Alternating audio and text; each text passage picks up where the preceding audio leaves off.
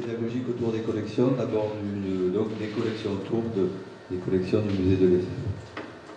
Voilà un peu la naissance, un peu un historique de la naissance des collections, donc avec des premières autorisations de fouilles, donc en 1959, donc avec Bouscaras toujours, Bouscaras, et donc le groupe d'archéologie amateur, le GRASPA, dans les années 60, dans les premières fouilles archéologiques subaquatiques et sous-marines, dans les années 60, donc avec le GRASPA, qui a fouillé donc en mer et également dans le fleuve de l'Hérault. Et donc les premiers dépôts de fouilles dans le musée Agatois, dont vous voyez la photo à droite, donc avant la naissance du musée de l'Effet.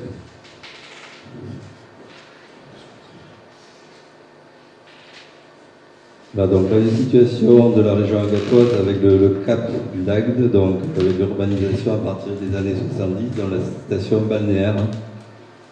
La découverte de la statue de l'Éphèbe en 1964, donc dont l'inventeur est Jacques Fangeau. Donc la statue de l'Éphèbe, le musée de l'Éphèbe n'existait pas, donc il a été exposé au musée de Louvre pendant une vingtaine d'années. Et donc la ville a dû batailler pour récupérer cette statue et faire aménager le musée de l'Éphèbe en 1985 pour le retour de la statue de l'Éphèbe en 1987. Voilà donc le musée de l'Éphèbe et l'archéologie sous-marine de la ville.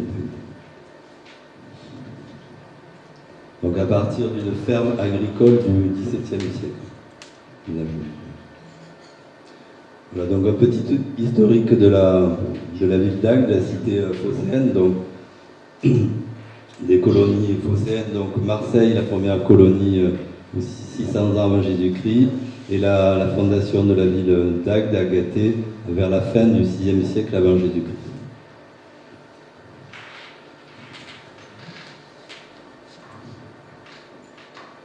Voilà dans la statue de l'Éphèbe. Pardon.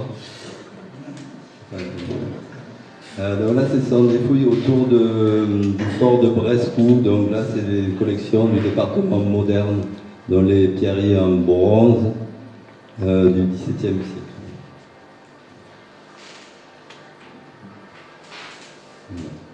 Les amphores, donc on a une collection d'amphores environ du 7e siècle avant Jésus-Christ au 7e siècle après Jésus-Christ. Dans la découverte, invention dans le fleuve de l'Hérault et sur le littoral agatois.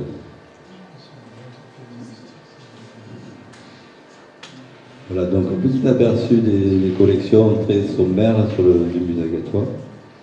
Et on va passer donc à la médiation culturelle. Donc là c'est la définition de l'ICOM. Donc le médiateur, la médiatrice est chargée de mettre en œuvre les différentes actions pour tous les publics actuels et potentiels.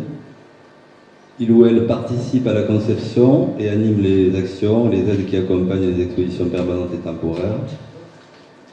Il ou elle participe à l'évaluation des programmes et des actions. Et il ou elle informe le ou la responsable des besoins et des attentes des différents publics pour développer de nouveaux programmes ou de nouvelles actions.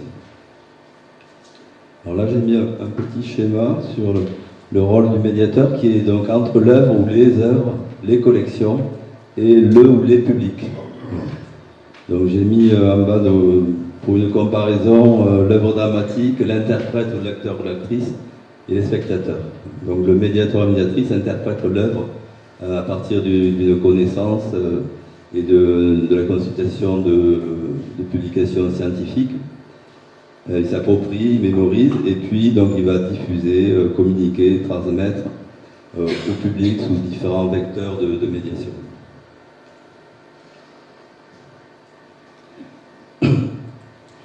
Donc, comme nous sommes dans les projets pédagogiques, donc on a affaire aux différents publics scolaires. Donc là j'ai mis différents niveaux, maternelle, primaire, collège, lycée et université.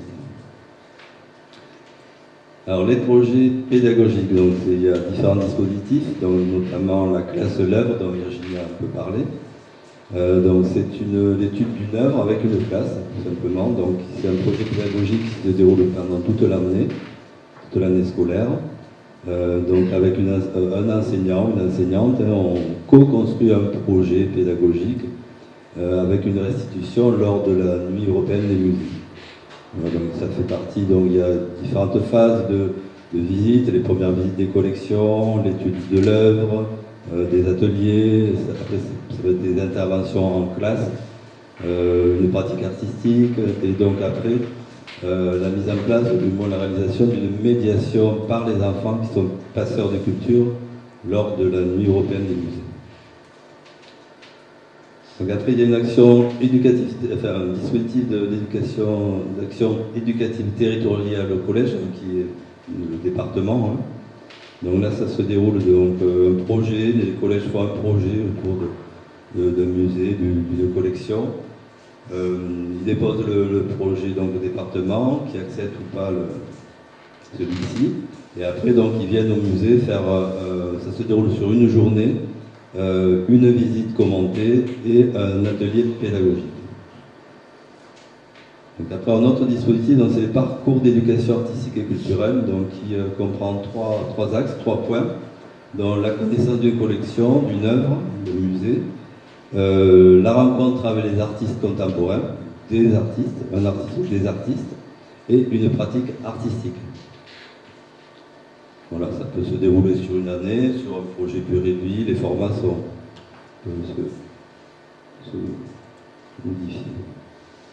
Voilà, donc là j'ai mis quelque chose, donc étudier une œuvre ou plusieurs œuvres du musée, imaginer des productions en lien avec l'œuvre, concevoir une médiation des œuvres étudiées, une rencontre, des pratiques artistiques, des connaissances.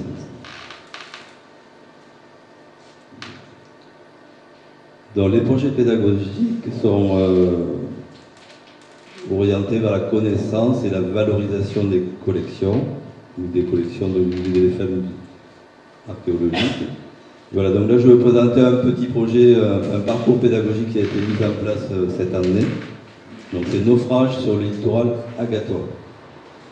Donc ce parcours se déroule en 2 temps, sur une journée.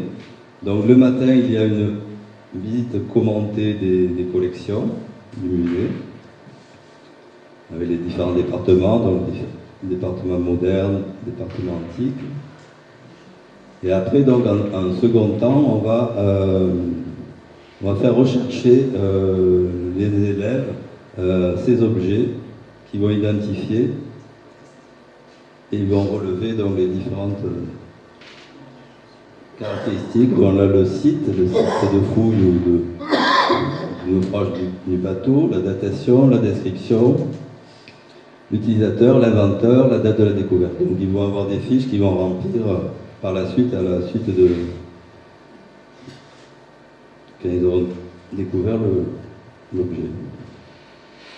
Là, dans le naufrage britannique, vous avez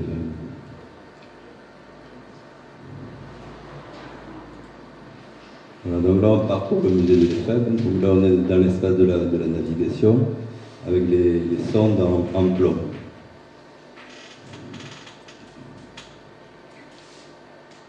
Voilà, le sonde en plomb. Donc, site de la Roquille, hein, donc datation antiquité. Département des bronzes. La tête féminine en bronze. Donc les battus 1. Voilà. Et après, donc, on va faire dans un second temps, on va faire une sortie à l'extérieur, donc du musée à la plage de la Combe, donc sur le Cap d'Agde.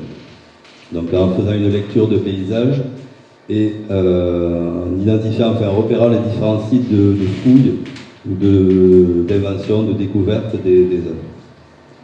Donc, préalablement, on va parler de la géographie, donc sur une étude de carte, là dans le golfe de Lyon, le golfe, je ne sais pas si vous voyez le golfe de Narbonne, et le cap de la ville d'Agde, donc avec le fort de Bresson.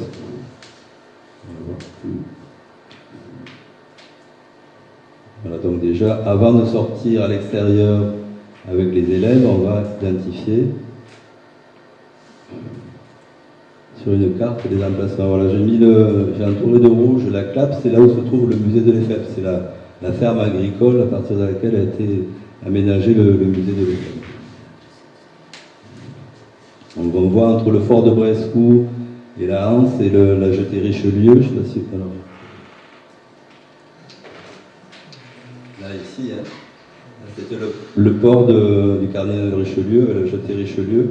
En face, le fort Brescou, il y avait un port militaire au temps du cardinal de Richelieu.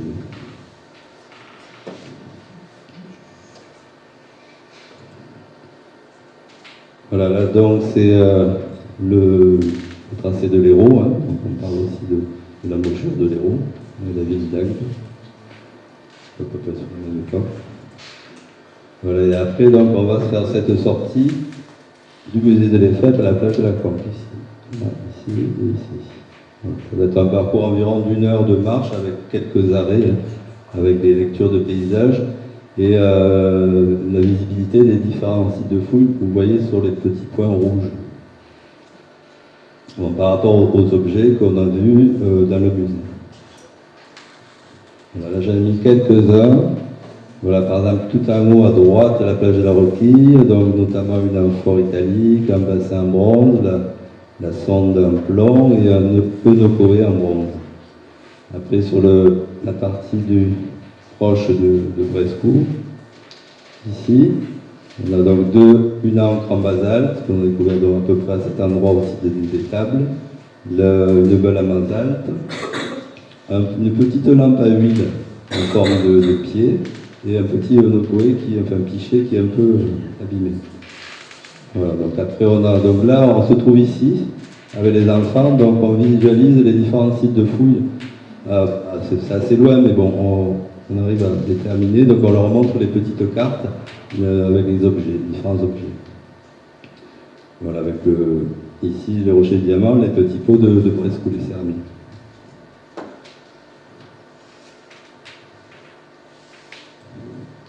Voilà, donc là les pierriers et les fusils, donc dans le port de l'ancien port de Richelieu.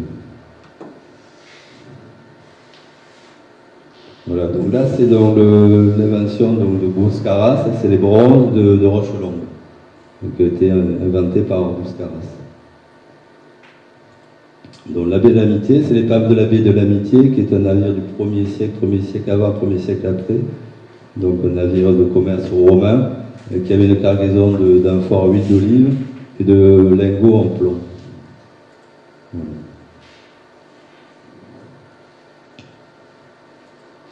Voilà, donc là, sur les sites débattus, on a une lampe à huile en bronze à 3 becs. Et voilà, j'ai passé un peu vite. Donc pour terminer, donc, une embléma de mosaïque découverte donc, en 2003, au mois de mai 2003, sur le site des Riches d'Huile, près de Marseille-en-Plage. Donc l'année prochaine, ça fera 20 ans de sa découverte, de son invention. Donc on va la mettre en lumière par différents projets pédagogiques autour de cette œuvre. Donc avec décliné sur différents volets, donc notamment l'art de la mosaïque de l'Antiquité, la mythologie, sur cette scène mythologique, donc et le jugement de Marsyas par Apollon, et sur la partie donc musique aussi, la musique et les instruments de musique dans l'Antiquité. Voilà, je vous remercie.